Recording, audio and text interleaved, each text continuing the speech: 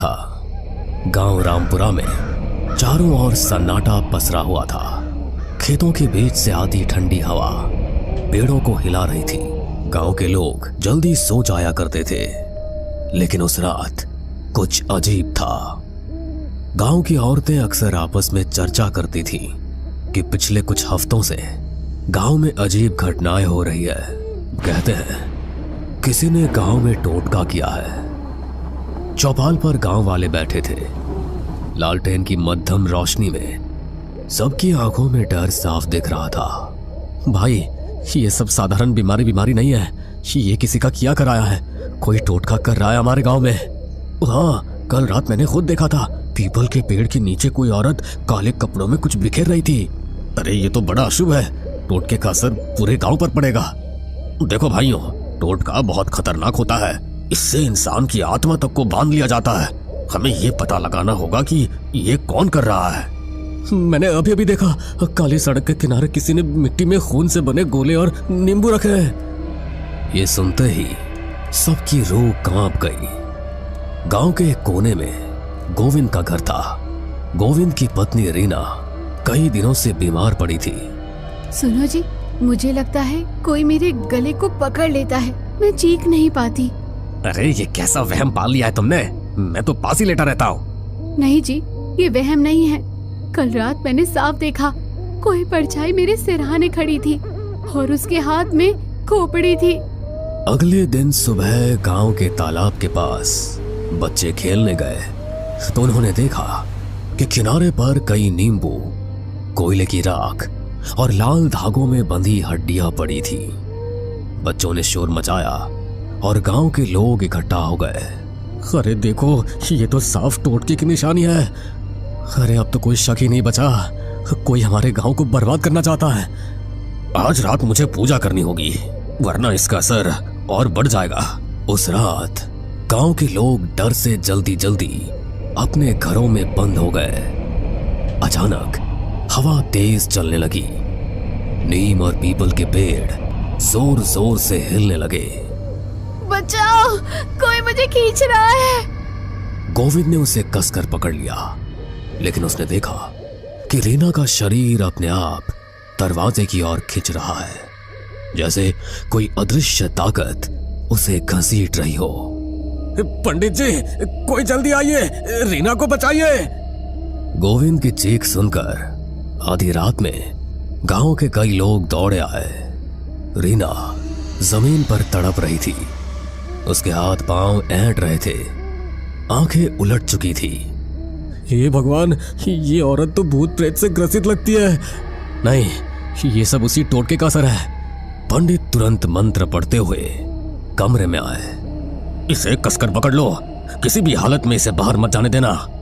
गोविंद और दो गांव वालों ने रीना को कसकर पकड़ा। पंडित जी ने मंत्रोच्चारण शुरू किया। अचानक लालटेन की लौ जोर से कांपने लगी।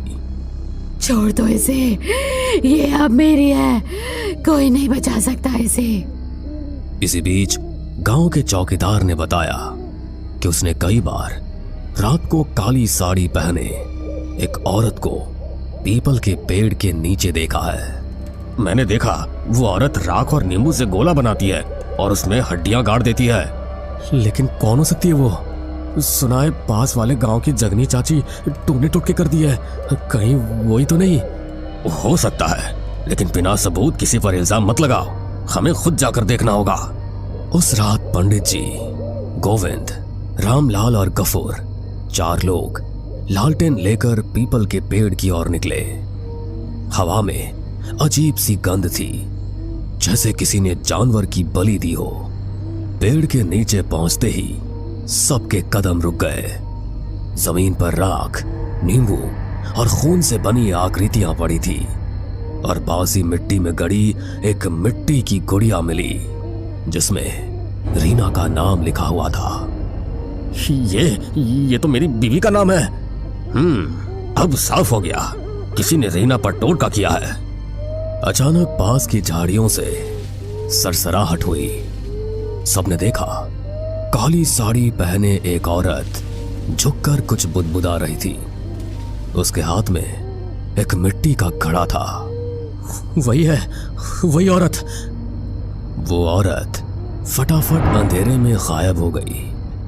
अगली सुबह गांव में ये खबर फैल गई। ये टोटका अगर बढ़ गया तो पूरा गांव तबाह हो जाएगा। हमें उस औरत को पकड़ना होगा। बेटा, लेकिन ये काम उतना आसान नहीं है। इधर रीना की हालत और बिगड़ गई। वो कई बार अपने आप घर से बाहर निकलने लगती, जैसे कोई अदृश्य ताकत उसे बुला रही हो। उस रात श्यामू ने बताया कि उसने तालाब किनारे उस औरत को देखा। उसकी हंसी सुनकर मेरी आत्मा कांप गई। वो बोली, रीना अब मेरी होगी, उसकी आत्मा मैं ले जाऊंगी। लोगों को अजीब परछाइयां दिखाई देने लगी थी।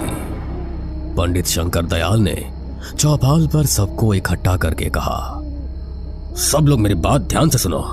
इस गांव पर काले जादू का साया है। पर पंडित जी, हमें क्या करना होगा? हमें उस औरत को पकड़ना होगा जो टोटका कर रही है। लेकिन याद रखना, उसकी नजर से मिलते ही आदमी पागल भी हो सकता है। इधर रीना की हालत बहुत खराब हो गई। उसका शरीर दिन ब दिन कमजोर होता जा रहा था। उसके चेहरे पर अजीब किस्म के निशान उभरने लगे। कभी वो पागलों की तरह हंसती तो कभी जोर जोर से रोती। तुम सब नहीं बचा पाओगे मुझे, मैं तो उसी की हूँ, वो मुझे बुला रही है। गोविंद डर कर पीछे हट गया। हे भगवान, मेरी बीवी को बचा लो। उस रात चौकीदार ने फिर काली साड़ी वाली औरत को देखा। उसने तुरंत गांव वालों को खबर दी। पंडित जी, गोविंद, गफूर और रामलाल लालटेन लेकर उस ओर भागे। तालाब के किनारे चांदनी रात में वो औरत खड़ी थी। उसके हाथ में मिट्टी का घड़ा। वो अजीब मंत्र पढ़ रही थी। अरे पापिन, ये क्या कर रही है तू? औरत ने धीरे धीरे मुड़कर उनकी ओर देखा। उसकी आंखें लाल थी। उसके होठों से खून टपक रहा था। आ गए तुम सब। जिसे बचाना चाहते हो उसे तो मैं पहले ही बांध चुकी हूँ। अब कोई नहीं छुड़ा सकता। तू कौन है? तुम्हारी रीना, उसकी किस्मत मैंने लिख दी है। उसके जीवन की डोर अब मेरे हाथ में है। अपना नाम बता, वरना अग्नि देवता की सौगंध खाकर कहता हूँ तुझे मैं यहीं जलाकर भस्म कर दूंगा। मेरा नाम जगनी है। हाँ, वही जगनी जिसका तुम सब ने तिरस्कार किया था। ये तो वही है। हाँ, तुम सब ने मुझे अपशकुनी कहकर निकाल दिया, मेरे बच्चों को भूख से मरने दिया। अब मैं एक एक से बदला लूंगी। और रीना, वो मेरे टोटके की पहली शिकार है। जगनी ने अचानक अपने घड़े से काला तरल जमीन पर फेंका। अचानक हवा तेज हो गई। काले धुएं से चारों तरफ अंधेरा छा गया।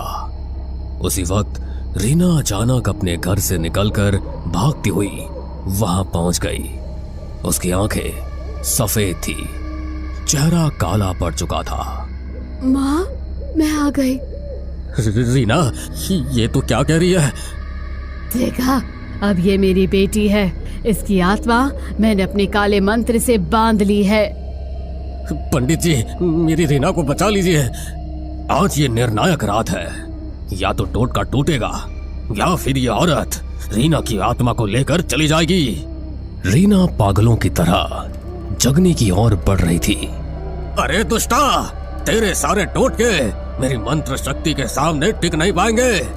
उन्होंने हाथ में गंगा जल की शीशी उठाई और चारों ओर छिड़कने लगे। तू मुझे नहीं रोक पाएगा। जगनी ने अपना खून जमीन पर टपकाया। उसी पल काले धुएं से 3 काले साए निकलकर वहां घूमने लगे। उनकी आंखें अंगारों जैसी लाल थी। ये तो प्रेत है। पंडित जी, हमें बचाइए। मैं अब इंसान नहीं, मैं अब उसकी हूँ। रीना, रीना होश में आओ, मैं तुम्हारा पति हूँ। रीना ने अचानक उसे जमीन पर गिरा दिया। पंडित जी, बचाइए। पंडित जी ने तुरंत अपने आसन पर बैठकर मंत्र का जाप शुरू कर दिया। जगनी चीखते हुए जमीन पर गिरने लगी। रुको, ये मंत्र मेरी आत्मा को जला देंगे। तूने निर्दोष आत्माओं को बांधा है, आज तेरी शक्ति यही खत्म होगी। उन्होंने गंगा जल रीना पर छिड़का। रीना जोर से चीखी और जमीन पर गिर पड़ी। उसके शरीर से धुएं का बादल निकला और सीधे जगनी के घड़े में समा गया। जगनी ने घड़े को पकड़ने की कोशिश की, लेकिन घड़ा अचानक फट गया और उसमें से आग की लपटें निकल पड़ी। नहीं, ये नहीं हो सकता। मेरी साधना, मेरी शक्ति सब खत्म हो रही है। वो जमीन पर तड़पने लगी। उसका शरीर राख की तरह काला पड़ गया। उसके शरीर से धुआं उठकर आकाश में विलीन हो गया। रीना धीरे धीरे उठी। उसकी सांसें सामान्य हो चुकी थी। गोविंद, क्या हुआ था मुझे? अब सब ठीक है रीना, वो दुष्टा औरत चली गई। हाँ, लेकिन याद रखो, ऐसे टोटके का असर जल्दी खत्म नहीं होता। हमें पूरे गांव की शुद्धि करनी होगी, तभी जाकर ये बुरा साया हटेगा। अगले दिन पूरे गांव में हवन किया गया और घर में गंगा जल छिड़का गया।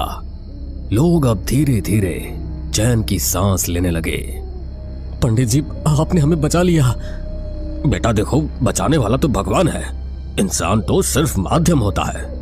रात गहरी होते ही पीपल के पेड़ के पास अब भी अजीब आवाजें आती है। शायद जगनी की आत्मा अभी भी चैन से सो नहीं पाई। गांव वाले उस जगह से गुजरते हुए आज भी कांप जाते हैं। हमें पूरा यकीन है दोस्तों कि आप लोगों को ये कहानी जरूर पसंद आई होगी। अगर आपके साथ भी कुछ ऐसे अनकहे किस्से हो चुके हैं तो प्लीज हमारे साथ शेयर करें। हम जरूर अपने चैनल पर उनको दिखाएं।